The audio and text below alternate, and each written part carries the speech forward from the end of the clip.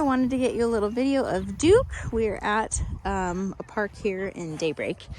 This is the Highland Park with the tennis courts and that big blue. Well, you can barely see it because of the sun, but we like to come to this park, super close to us. And there's soccer games and people playing softball and kids. And I just finished up a group class out here. So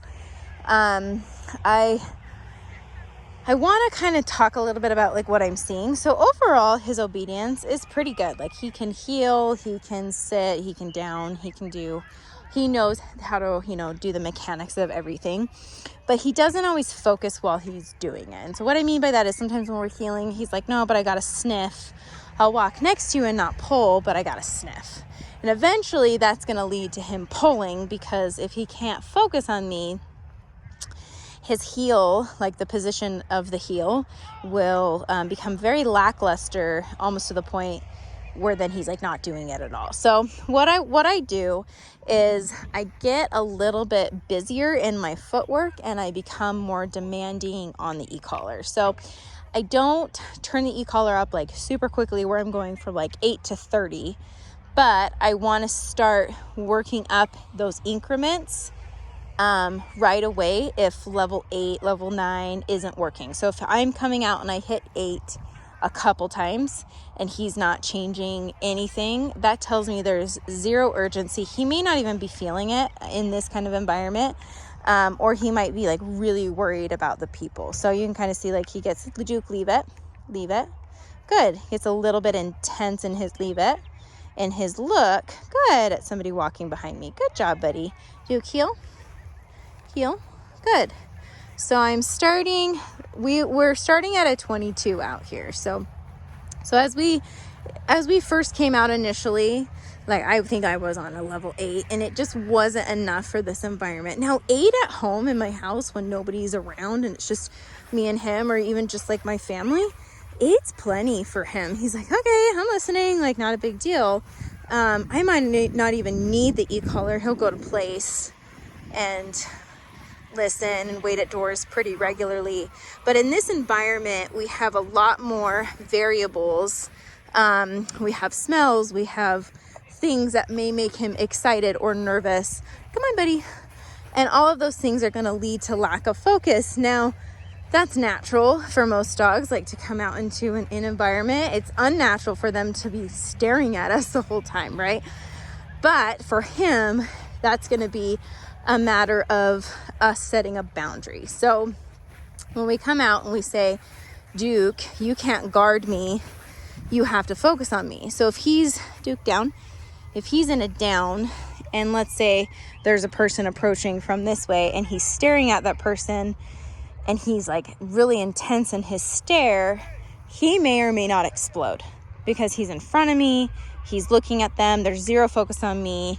Even if he's in a down, he may just be kind of like building. He's what I would call internal explosive, where it's like there's almost little, like from what you guys are describing. I haven't seen it a bunch, but from what you guys are describing, it sounds like he's totally fine and then he's not. And so that what I would say, like he isn't really fine even if he looks fine, because typically dogs just don't explode. We just may not see the stress like building up to it. So if that's the case, I want to get really good at teaching you guys how to look for some of those things, and primarily how to address the lack of focus. So if somebody was approaching me and he's like, oh my gosh, I don't know what to do and I need to guard mom or brother or whatever, or Rosie, I'm just going to step back. Duke, come, and make him come to me. And Duke, come. Like, let's say they're Duke, come. And so now he's like, oh, that's really hard. Like, I have to do this. And what it does is it puts this boundary. I'm in the leadership role. You're not. You got to come. It doesn't matter that that person's approaching us. I'm going to be very proactive in making sure that he comes and he heals really well. So the heel work puts us in that leadership role. If a dog can't heel with you, he's more likely to guard you, because he doesn't view you as a leader. And so he's like, hey, and I don't even know if he's really guarding you. I think he's guarding himself. But I think he's using you as kind of like like an excuse almost. I don't know if that makes sense. Like he'll just kind of like, yeah, I feel tougher when I'm with mom, but when I'm not with mom, I'm gonna just kind of shut down. So I don't know if that's really what's going on. He may just be like super protective. He may be protecting himself, and he feels like he can be a tougher in this kind of stuff when you guys are around. So that tells me a little bit about like the relationship and that kind of stuff. Because I haven't, in fact, at my house, I see more Rosie barking than I see him bark. Like I don't have him bark hardly ever at like the door or the fence, but it doesn't mean that the stress isn't there. Like I see the stress, especially when I ask him to focus on me, and he doesn't want to. He wants to focus on things behind him and in front of him. So that tells me like he's kind of in this mindset of like, okay, I won't bark at them, but like I'm still aware, and maybe I will, maybe I won't. And so I'm just saying it doesn't matter. Good job. Duke down. Good. So obedience is going to give us the control we need to watch his behavior and put him in situations where they may be a little bit more stressful for him, but we want to control the environment. So, if he's nervous by somebody and somebody were like, hey, can I pet your dog? I would say no. Like, sorry, he's in training or whatever. But I wouldn't say, sure, go ahead if he's insecure. I would just like keep it really simple. Like if somebody ran up to me right now, hey, can I pet your dog? I just said, Duke, come. So I would call him away first and say, oh, sorry, he's in training. And then I would just move on. So he knows it doesn't matter if people are talking at you or talking to me. At this point, you just need to coexist and pay attention to me. Good job. Good boy. He's like, are we going to down or sit? What are we going to do? So now you're kind of seeing actually a good thing where he's like waiting for me to give him direction. I want to promote more of that versus I come out and I pull on the leash and I'm a little bit neurotic. I don't know what to do. Now the nerves are kicking in. Now the territorial stuff is kicking in, and now I'm exploding.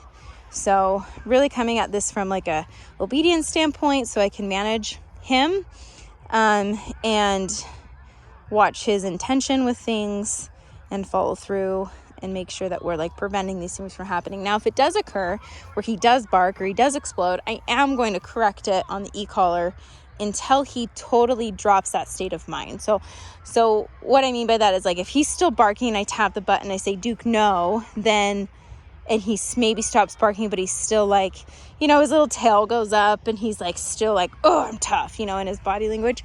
I'm going to say no and correct that state of mind, because I like, no, you need to, when I mean no, I mean stop it in your body language, because dogs communicate barking to us, but dogs between other dogs communicate in body language. So even though he's quiet, if his body language is saying one thing, he's still communicating like I'm still in charge and I'm still protecting and, all those things. So day 1, good job, Duke. Okay.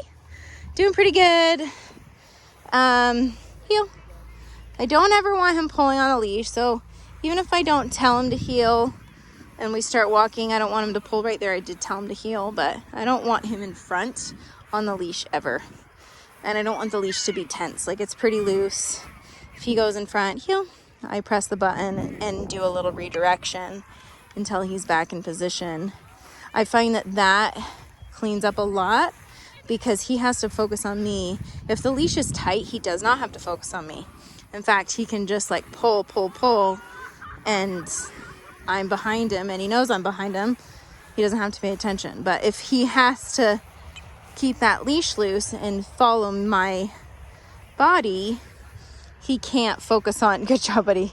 He can't focus on everything else in his environment.